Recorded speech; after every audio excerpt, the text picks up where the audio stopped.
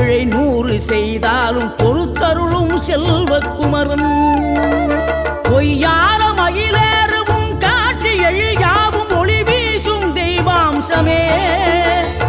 பொய்யான என் வாழ்க்கை புவி மீது நிலையாக அருள் செய்ய வர வேணுமே நீ அருள் செய்ய வர வேணுமே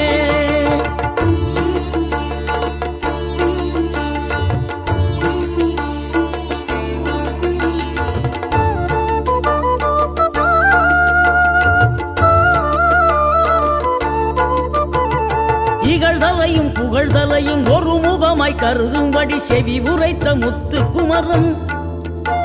நீ வறுமையையும் வளமையையும் சமநிலையை உணரும்படி மதி கொடுத்த செல்வ